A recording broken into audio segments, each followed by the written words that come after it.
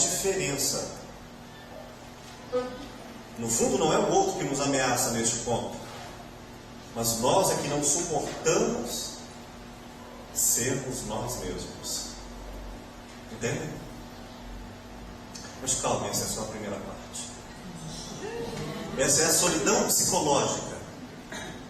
Nela, ao reverso das aparências. É quando você está bem, gozosamente bem, barriguinha cheia, camisa da moda, elogios satisfeitos, que você está mal. Porque provavelmente isso depende do grupo em que vendeu a opinião própria para a concessão dos outros. Se eu disser o que você quer ouvir, serei inteligente. Se eu fizer o que lhe agrada, eu receberei algo em troca. Estaremos mutuamente negociando a ausência individual de cada um. Pois bem, dito isso, ficar bem é estar mal. Sugiro que fiquem mal para ficarem bem. Se quiserem enfrentar a solidão, devem atravessar a solidão para alcançarem o autoconhecimento. Não há autoconhecimento sem a solidão. Como é que se atravessa a solidão psicológica? Enfrentando o maior inimigo de todos. Pronome pessoal. Eu. Não alimentando este ego já muito inflado, já bastante comerciante das aparências. Não. Procure então o contraditório. Procure alguém que não goste de você. E exercite a paciência, não de suportar o outro, porque seria reforçar a vaidade própria, mas a paciência de pensar assim: e se ele estiver certo? Vai que o errado sou eu. Procure enfrentar o desejo de dominar, castrar, mutilar, matar o outro quando ele discorda de nós. Até chegar a um ponto, se é que alguns o chegam, de encontrar alguém que não goste nem um pouco de você, e até mais do que isso, que queira ofendê-lo e destruí-lo, e você disser: esse é o nível máximo da supremacia que vence a solidão psicológica, e dizer: está tudo bem, você não é autor dos meus sentimentos, nem você há de ser o autor do ódio que eu teria em revide a você. Porque se eu revidar o mal que você me faz, eu serei semelhante. Não poderei ter direito de acusá-lo.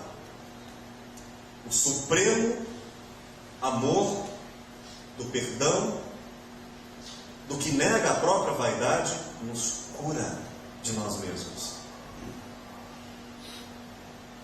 Exercitem então em doses homeopáticas, viu? Aos pouquinhos. Depois a gente aumenta o grau. Se ficar muito difícil, volte atrás. Meu Deus, não é fácil não. Procure conviver com o diferente. Procure se afastar um pouco dos elogios, porque eles nos machucam, porque nos adoçam e a gente fica diabético no final da vida. Uma diabetes existencial.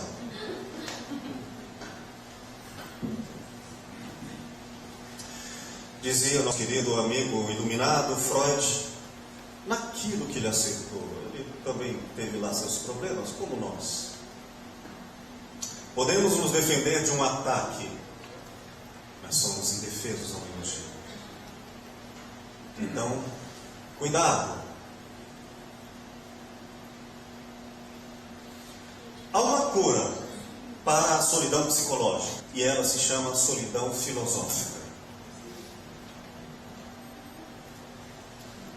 É preciso alcançar uma outra solidão para curar a anterior. A solidão psicológica, moralmente, é a covardia, a preguiça em não acreditar nos próprios sonhos, ainda burrice. Se você gosta de algo, tem afinidade com algo, pague o preço disso, mesmo que não seja a aceitação dos outros. E se revidar contra o outro o direito de você existir, é igual violência.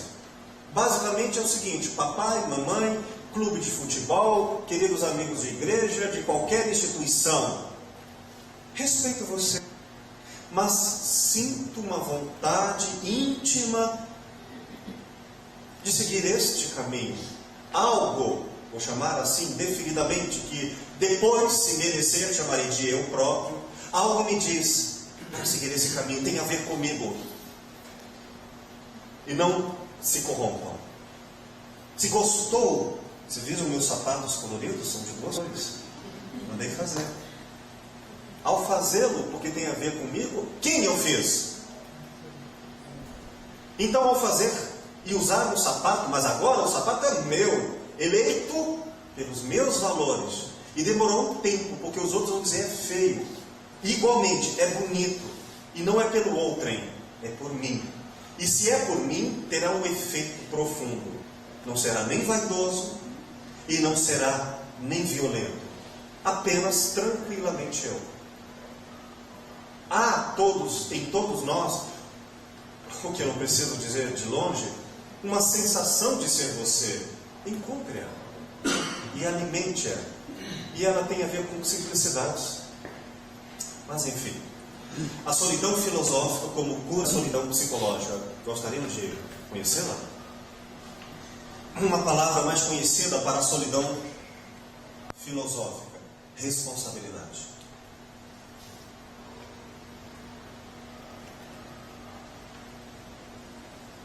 Tem uma pergunta assim, que é: meu bem, foi bom para você como foi bom para mim? É uma pergunta cretina.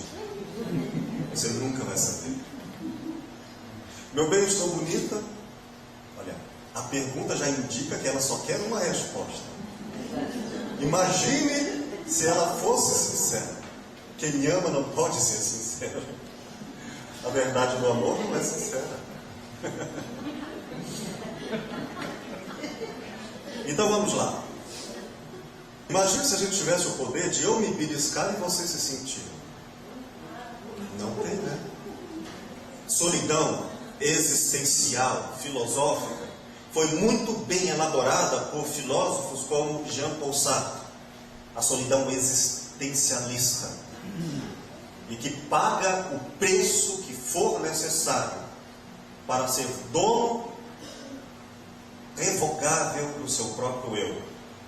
E este preço implica na solidão psicológica. Porque acredite, se você optar por ser você mesmo, não será amado. Se optar por não segurar um espelho para outro vaidoso, você será tido como excluído e mau. O preço é a exclusão dos outros e a inclusão de si mesmo. Mas não é absoluta a solidão psicológica, porque aquele que decidir ser a si mesmo também vai encontrar aqueles que, por afinidade, procuraram o autoconhecimento. A solidão filosófica existencialista é assim. Vocês já tentaram convencer alguém de que esse alguém estava errado? Vamos fazer outra coisa, talvez mais fácil. Experimente convencer alguém ou outro alguém que uma fruta, uma comida que você gosta é verdadeiramente gostosa. É a mesma coisa.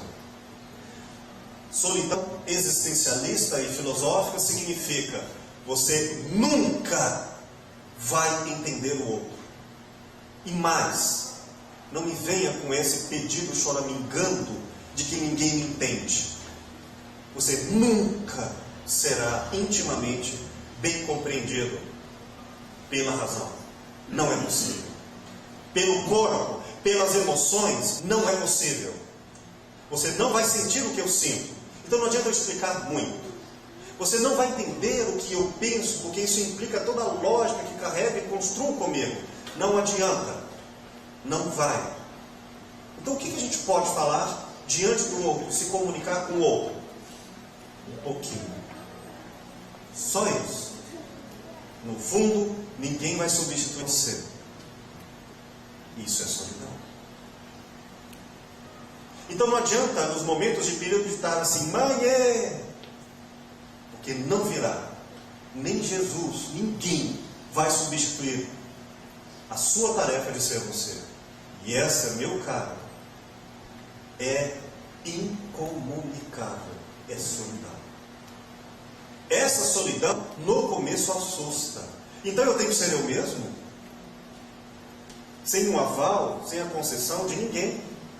Sim.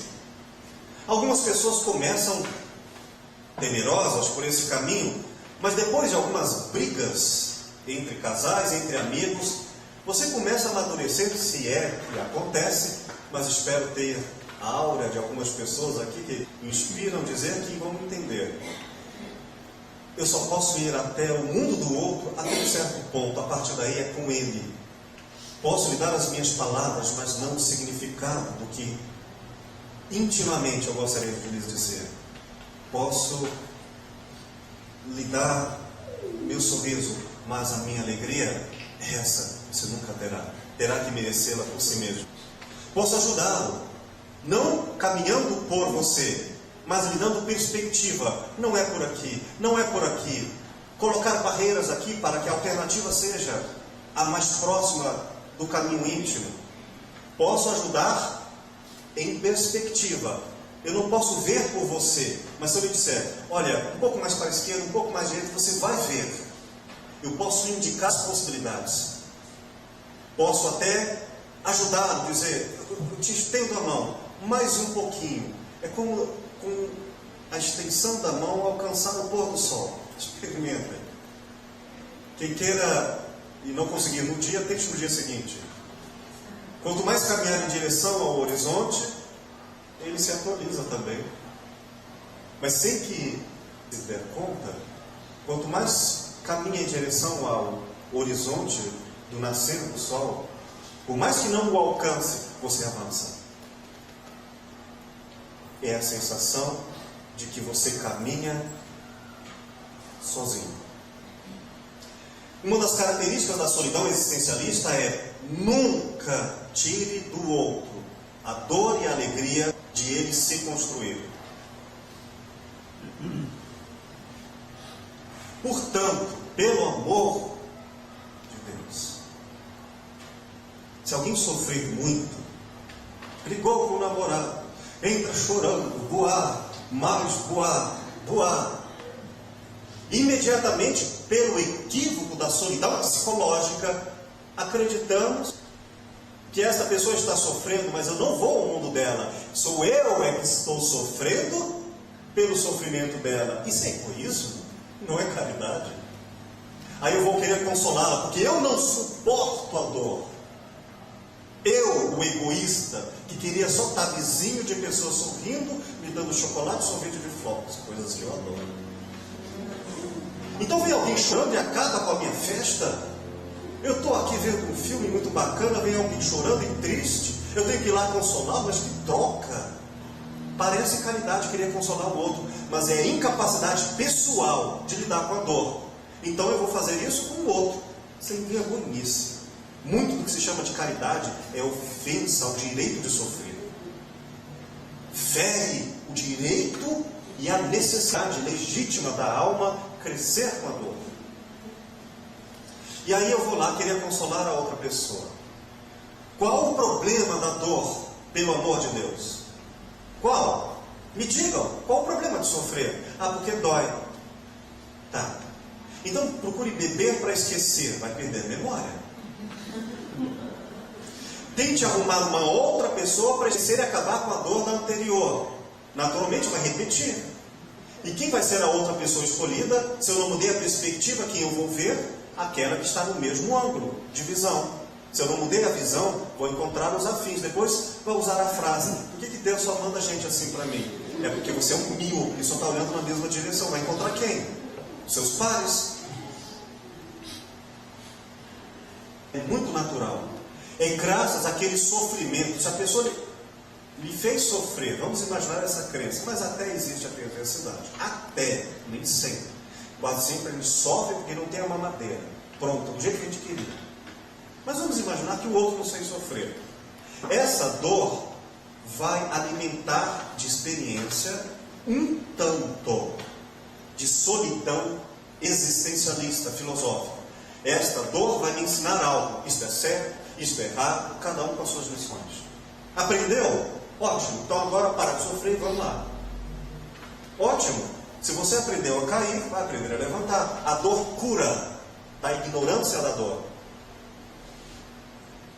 Quando moleque, nos meus sonhos de super-heróis, um pouco mais históricos, um pouco mais encarnados, não querendo ser super-homem, que era uma coisa de gibi, não era tão real, eu descobri, ouvir a dizer, em algo, uma característica humana de alguns, me parecia ser coisa de superpoderes, mas humanamente viável, que eu queria para mim. Era uma tal de hanseníase.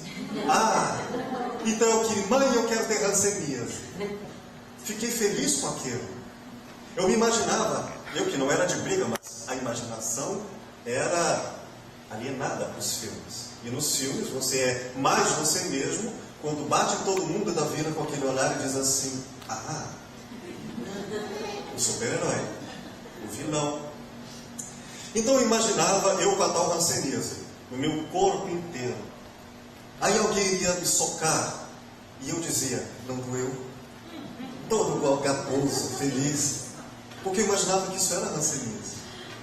Alguém batia em mim, não doeu. Eu imaginava que eu poderia cair, apenas que eu imaginava imóvel, com essas frases de efeito.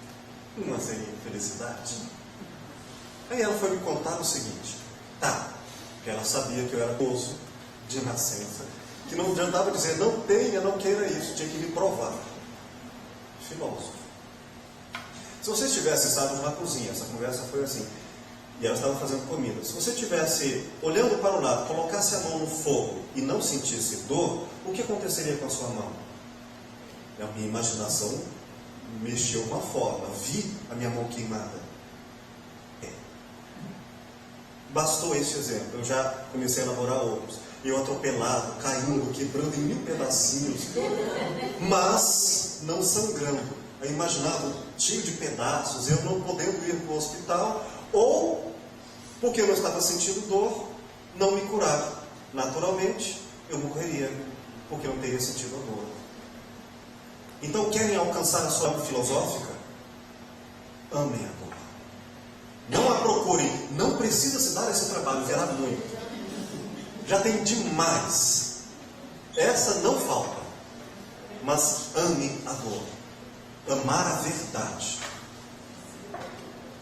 Apenas a verdade que, por acaso, dói. Não é a dor em si mesma. Não. Significa assim.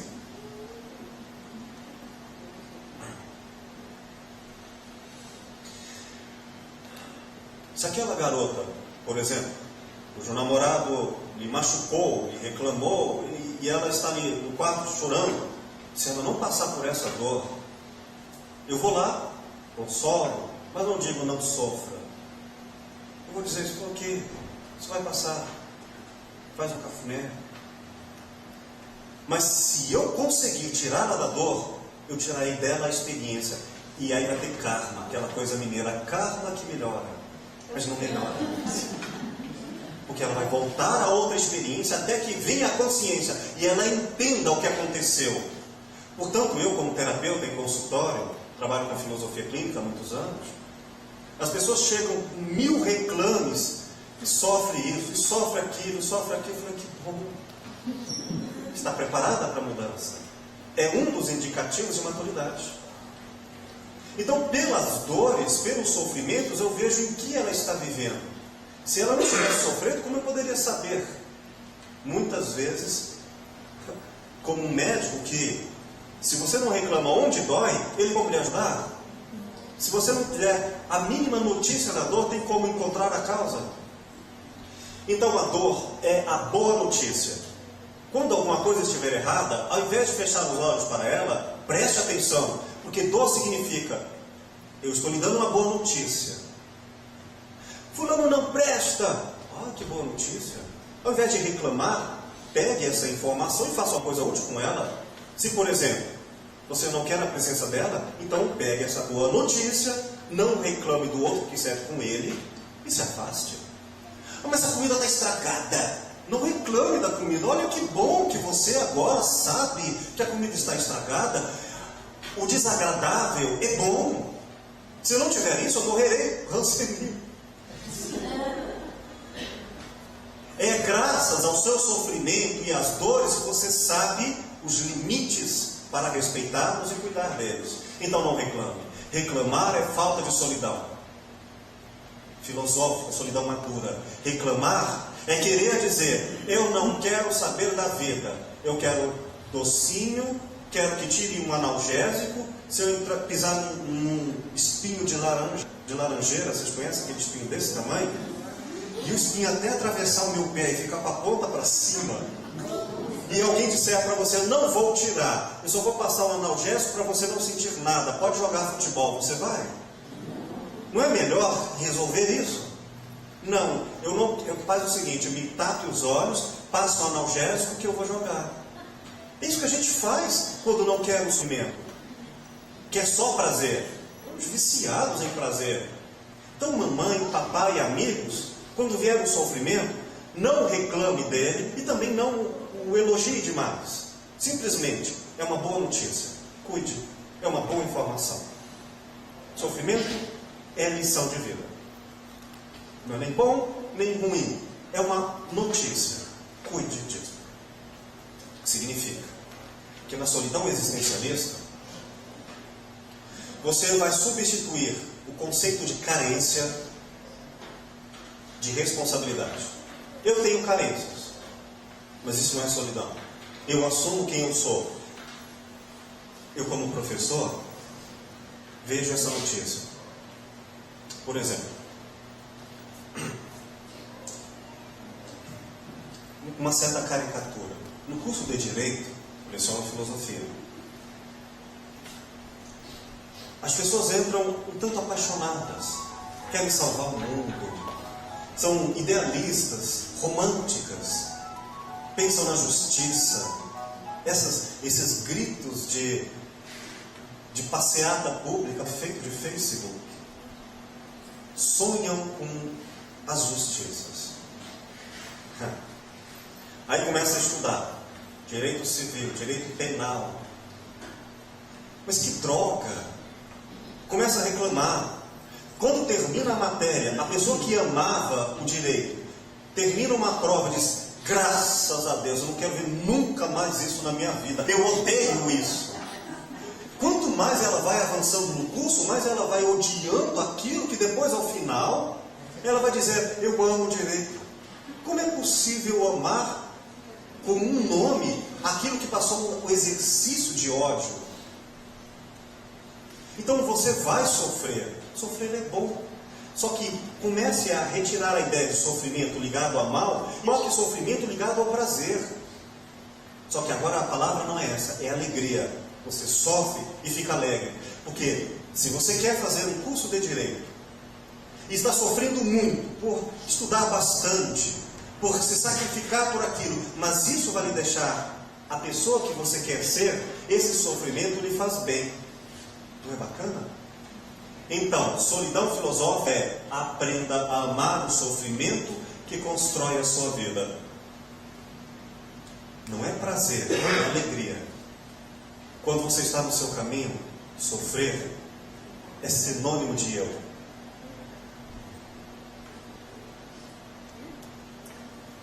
Entendem? Jean-Paul Sartre chegou a dizer uma coisa muito difícil de ser compreendida. Ele, como judeu, e foi prisioneiro de um campo de concentração nazista e fugiu. Quase morreu lá. Disse assim: o ser humano nunca foi tão livre quanto um judeu no campo de concentração nazista. Esse homem causou escândalos ao dizer isso. Como é possível?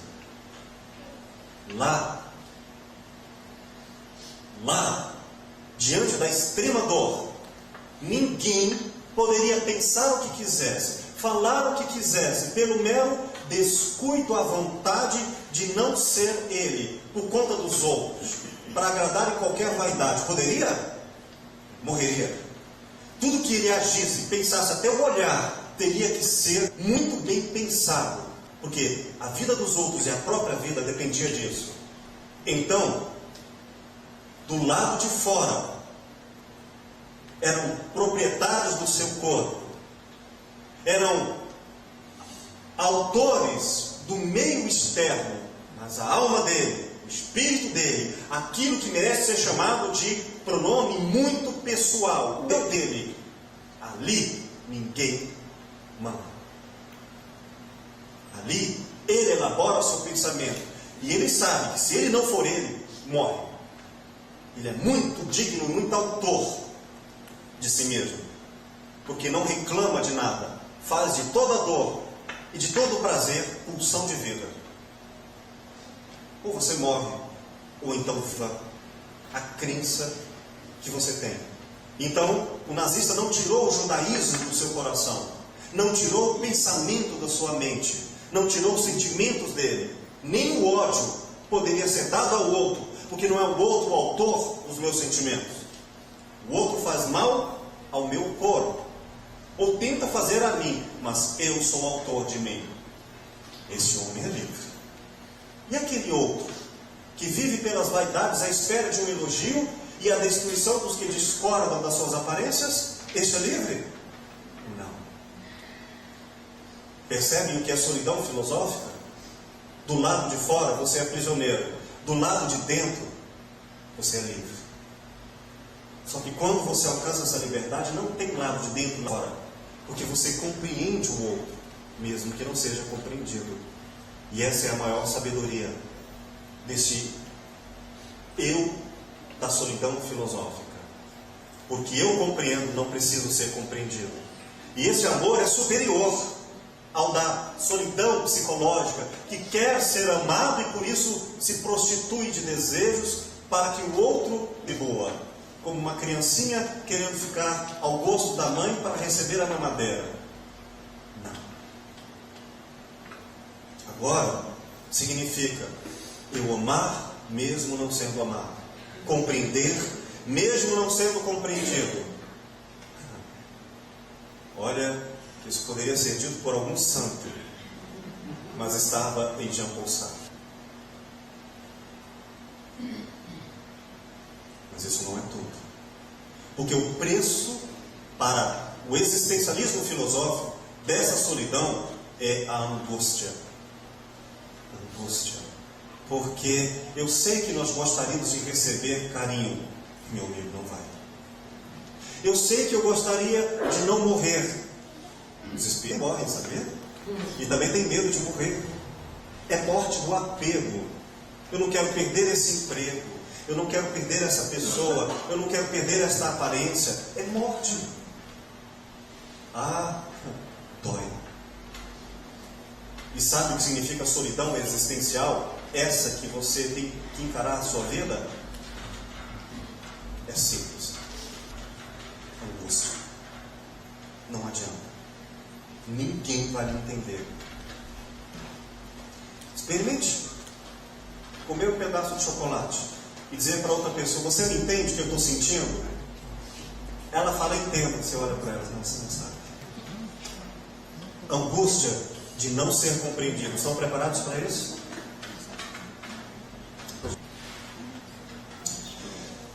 Jean Paul Sartre provavelmente viveu e morreu com essa angústia porque ele não conhecia algo, se é que eu posso dizer isso, dos seus textos, que é mais sublime do que a solidão existencialista, que é digna pela responsabilidade, e que é superior à solidão psicológica, que é carente do outro. E o nome disso, correndo todos os riscos de ser piegas, devo chamá-lo de amor. Eu não me refiro ao enamoramento, ao desejo sedutor. Um amor não sem limites, porque o limite nos define. É um amor sem recompensas. E o que é esse amor? Filosofia dá isso um outro nome: ética. O nome filosófico do amor. Ética, ou o amor lúcido, não é sinônimo de gostar. Precisamos